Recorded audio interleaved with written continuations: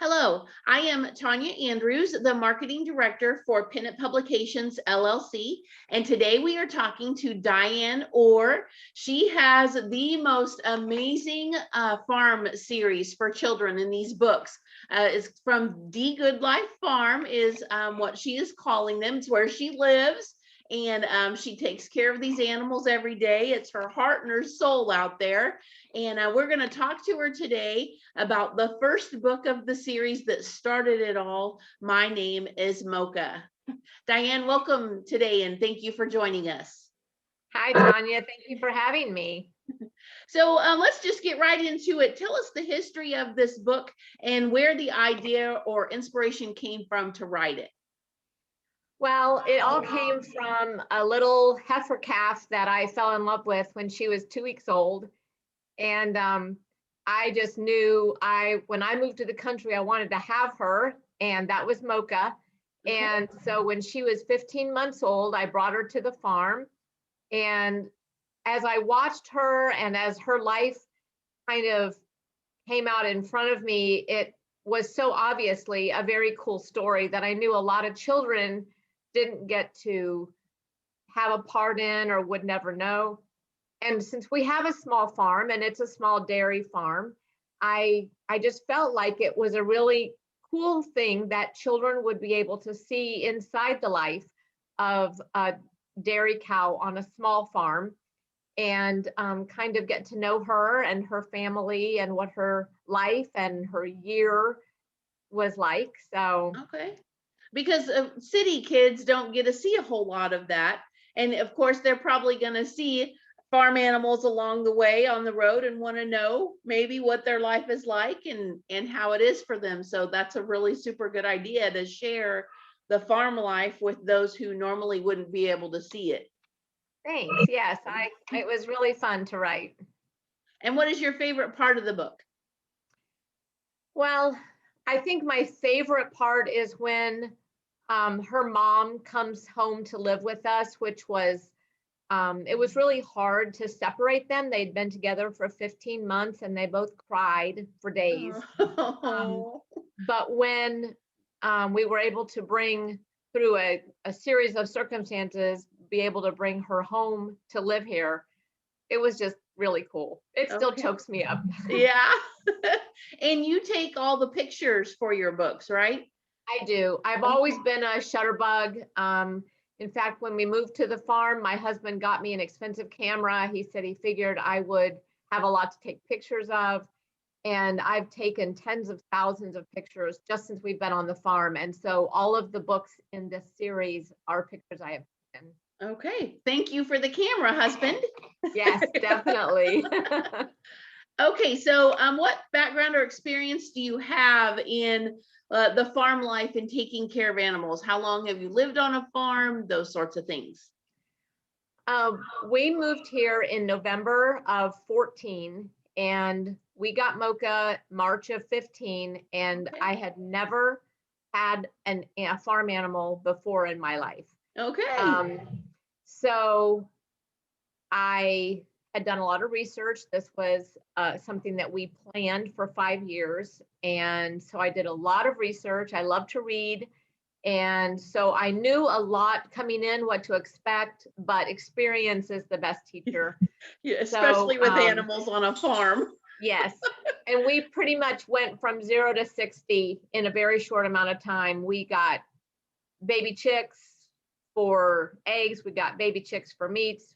For meat, we got the cows. I mean, just everything happened very, very quickly, and we kind of learned on the run. Okay. Okay. Sometimes that's best. Learn whatever best things work for you guys on your farm because everybody seems to do a lot of things different. That's right. And it really was a dream come true for us. My husband was raised on a farm, although it wasn't this type of farm. So it really was a dream come true for us. Okay. Awesome. What did you enjoy most about writing this book? Seeing Mocha's life come to life, if I can say it that way. I mean, like I said, I wrote the book, actually it flowed out of me in one afternoon while I was taking care of a brand new litter of puppies. And so I wasn't going to church, or I wasn't doing anything but taking care of the puppies. And it just kind of all spilled out. And then it was going through all the pictures that could have been part of the book and trying to select the best ones. But just seeing it come to life and thinking about the fact that children would be able to meet Mocha and know what her life was like was just really cool. Okay, all right. And so then looking back on the writing of the book, was there anything that stood out to you that caught your attention that you might have not known before? In the actual writing of the book, I would say not really, but for me, now that I have written it, there are things I wish I could have included in the book that maybe hadn't happened by that point. And maybe I would put a little bit more detail. One of the things I love about my books is that I use terms that children may not be familiar with, Yep. but I have included a glossary in each of my books that allows them to learn what those words mean. Mm-hmm. And so I might have maybe given a little bit more detail, but you know, it was really I have written other books before, but nothing that this was my first published book. Okay. So it was kind of a learning experience how much to put in, because there was so much I could have included. Okay. Maybe I really am Mocha for a second book. Or so, I don't know. So Yeah. you can get some more of those details in there. Right. Okay, so can you show us the book? Yes. The Mocha book? As you can see, the rest of her books are behind her, but that is Mocha. Awesome. You did excellent photography. Very nice. Thank you. And what about your She is favorite book page in the book? Can we see one of your pictures inside? Yes.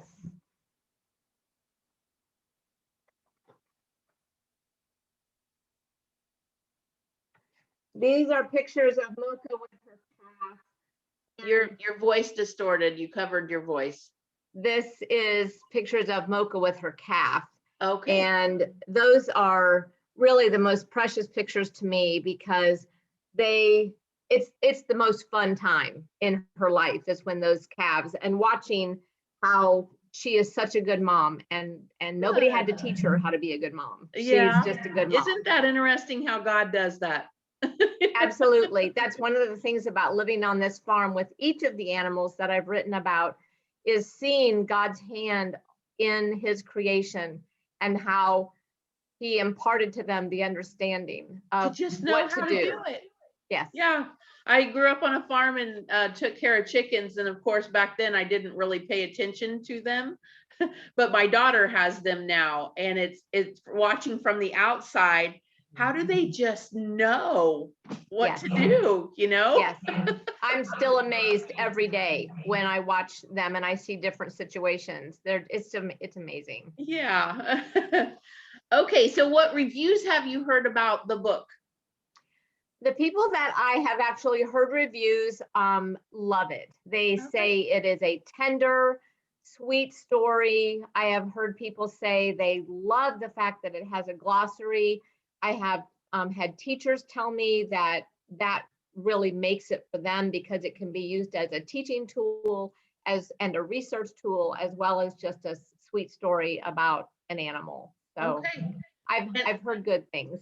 Okay, and I just want to say, if anybody from Orchlands or Tractor Supply or any of those kind of farm stores is watching this video and you want to get these books in your stores, please do contact us. I've been calling and calling. So if anybody has connections with any of those people in the farm stores, please do let us know. They would be perfect, but a perfect series of books for Tractor Supply at Orchlands, those kind of stores. So I'm just going to throw that out there. We'd be more than delighted to talk to somebody about that. Thank you. So, okay. And so how do you think the book will help others? I think that it helps children, like we had said before, who may never experience a farm, maybe don't even know where their food comes from.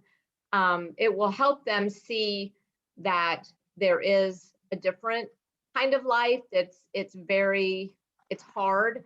I think one of the things I want children to know too is that hard isn't bad. Hard is worth the effort. This is a hard life, but there is a huge return. And so I think hard work, I think that seeing a different perspective on life, you know, if they don't live in the country or they don't live on a farm, I think that helps. Every time we can have our horizons broadened a little bit, I think that helps us.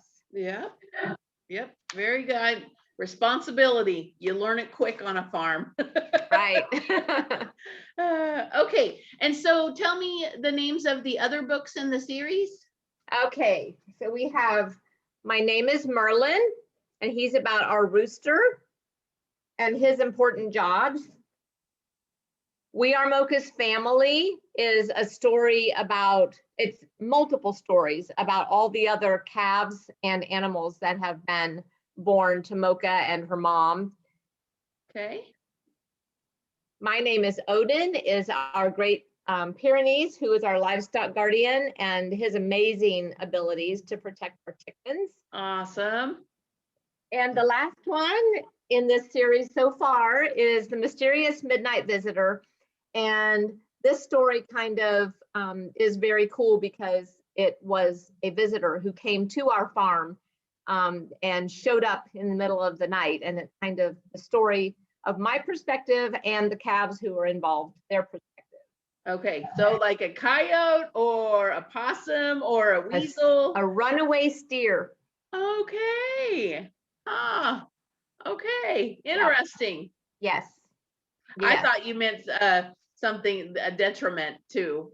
No, he was an 11 or 1,200 pound show steer who ran away and ended up here looking for company. Okay. All right. Well, are you working on any more books for the series? I have another book that I am working on for this series, and it is about Lacey, our golden retriever, and it will be including her puppies and kind of what their lives are like. They have all gone to loving homes. Then I have other series started, and I have other books that are not in series. Okay, but a farm, you could keep going in that series forever. Yes, you really I also have a story to do with the barn cats that we have. So that's kind of evolving slowly. Okay. All right. Awesome. So of course we would like to say thank you to Debbie and Pennant Publications. Yes. We wouldn't be where we are without Debbie. Definitely. And if you would like to look at these books, look at ordering them, www.pennantpublications.com. And we usually like to take a moment to thank the illustrators, and that is obviously you. So good job on that. Thank you. Would you like to say anything else about your book? I can't think of anything except that I hope that people will continue enjoying it, and that they will realize that there's a lot of world out there that they maybe haven't experienced, that they can experience through books. Okay. All right. Well, Diane, thank you very much for being with us today. We'll get this uploaded so that we can get it shared so people can get out there and see your books. Thank you so much, Tanya, for having me. Thank you. Have a great day on the farm. Thank you. You have a good day too. Bye-bye. Bye.